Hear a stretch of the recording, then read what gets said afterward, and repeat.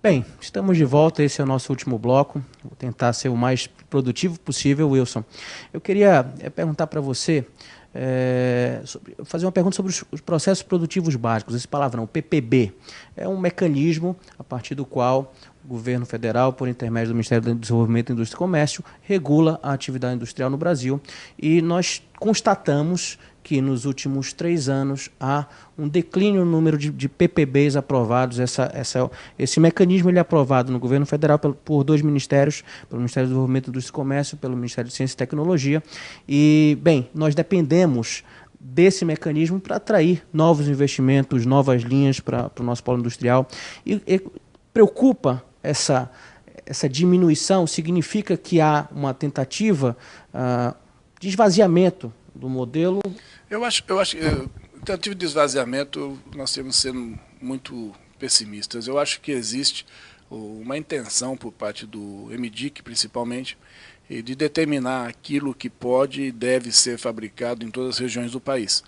No momento que ele passa a considerar a Zona Franca de Manaus, que tem os seus direitos acobertados pela Constituição, ou seja, a Constituição diz aquilo que não pode ser produzido aqui, que é arma, fumo, bebida alcoólica, munição e automóvel de passeio. O resto, tudo pode ser fabricado aqui na Zona Franca de Manaus, através, como você colocou muito bem, do estabelecimento do processo produtivo básico.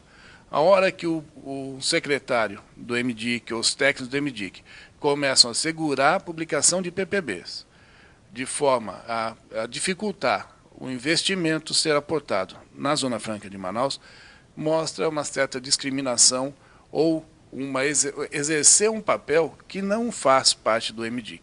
Eu digo que ele tem uma outra ferramenta, se ele quisesse que um produto não fosse fabricado em Manaus, que era estabelecer um PPB o mais verticalizado possível. Aí, a empresa que se propusesse a investir aqui, sabendo que ele ia ter que cumprir aquela verticalização, possivelmente não investiria. Agora, ele segurar a solicitação de um PPB e não publicar, no meu modo de entender, isso fere a Constituição Federal. Muito bem, Wilson. Falando em tema polêmico, CAT 36, Comunicado da Administração Tributária do Governo do Estado de São Paulo. Por falar em ferir a Constituição. Exatamente. Você me deu a deixa. Nós tivemos notícias bem recentes de glosa dos incentivos de ICMS atribuídos às empresas aqui instaladas por parte do governo de São Paulo, com fundamento nesse ato administrativo, logicamente afrontando a Constituição, afrontando a decisão do Supremo Tribunal Federal, que também é recente, prestigiando a garantia constitucional do modelo Zona Franca. Como equacionar isso? Isso é um problema também político, muito complicado, não? Então, hoje, as discussões, principalmente aqui no Brasil, elas deixaram há muito tempo de ser discussões técnicas e são discussões puramente políticas. E essa questão da CAT, eu lembro que nos idos de 2004 nós já passamos por isso. O governo do Estado impetrou o Madin e o governo do Estado de São Paulo retirou a medida numa estratégia, numa manobra puramente política para evitar sanções por parte do Supremo. Essa decisão do governo de São Paulo em refazer e reeditar essa mesma condição aos produtos provenientes, principalmente de Manaus, e como você colocou, o Estado do Amazonas, o Polo Industrial de Manaus, é a única região do país que, pela Constituição, pode oferecer incentivos fiscais. A hora que o Estado de São Paulo deixa de reconhecer os incentivos fiscais estaduais oferecidos pelo Estado do Amazonas, ele fere a Constituição.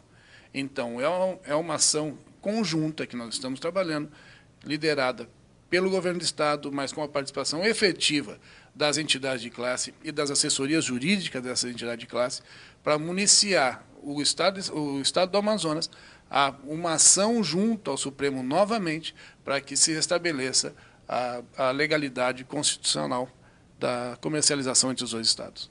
Wilson, e a propósito, eu queria saber de você qual é a avaliação feita pelo Centro das Indústrias, pelos seus pares, em relação ao Plano Brasil Maior. É uma tentativa acertada por parte do governo? Estamos no caminho certo? Há possibilidade de melhora? Marcelo, eu sou uma pessoa naturalmente otimista.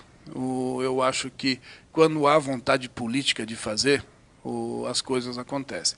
O Plano Brasil Maior, ele abrange os pontos críticos que toda a sociedade brasileira já apontou. No nosso caso, não é diferente. Nós temos as nossas necessidades. O que eu espero que esse plano realmente reconheça e trate as desigualdades regionais e as necessidades e as diferenças econômicas regionais de forma a buscar a equalização. Nós nunca vamos chegar a ter um PIB, uma participação no PIB como o Estado de São Paulo tem. Mas nós temos que reduzir essa desigualdade. Todas as regiões do país merecem uma oportunidade e isso faz parte do plano e faz parte também da vontade política de realizá-lo. Nós sabemos, como nós falamos antes, tudo isso deixa de ser uma discussão técnica, é uma discussão puramente política. Quem tem um apadrinhamento, o Estado que tem um governante que tem um peso representativo político, ele possivelmente vai levar alguma vantagem nisso. Mas nós precisamos acreditar de que as soluções para a redução dessas desigualdades vão ser implementadas e nós poderemos ter uma condição de vida para a nossa sociedade melhor nos próximos anos. Bem, e com o mesmo otimismo que você contempla a sua mensagem, eu digo, a boa vontade por parte da presidenta Dilma já foi afirmada aqui quando veio e anunciou seu apoio e mandou um projeto de lei para o Congresso Nacional, prorrogando o modelo Zona Franca de Manaus, prorrogando a garantia constitucional até 2023. E bem, aliás, mais 50 anos, corrigindo, e também expandindo o modelo para a região metropolitana, ou expandindo para além dos limites geográficos hoje estabelecidos. Eu acredito que resta aos amazônidas a esperança de que o Congresso aprove e nós tenhamos aí a segurança jurídica necessária para que novos investimentos venham. É importante que o empresário tenha tranquilidade para fazer o seu planejamento no longo prazo, os seus investimentos no longo prazo, e só essa garantia constitucional é quem pode trazer esse alento. E você foi muito feliz mais uma vez, não é à toa que foi secretário de Estado, mas a insegurança jurídica é o que mais atrapalha a atração de investimentos no país. E a nossa região é uma região fundamentada em posicionamentos fiscais, ou seja, são os incentivos oferecidos pela Constituição e que a todo momento a Constituição brasileira tem sido desrespeitada pelos outros estados. E isso traz essa insegurança jurídica sim e a dificuldade de investimentos.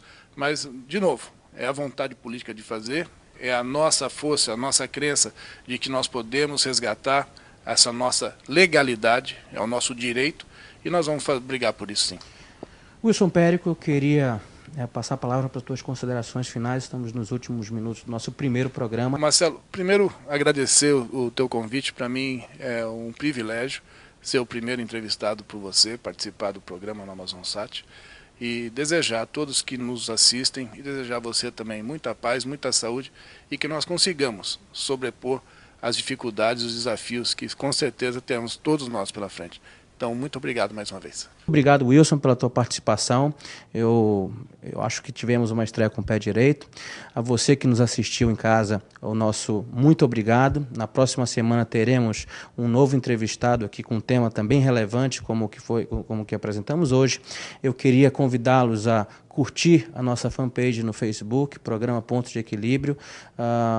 Nós encorajamos as críticas, as sugestões de pauta, as perguntas que queiram fazer aos nossos entrevistados. O nosso muito obrigado e até a próxima semana.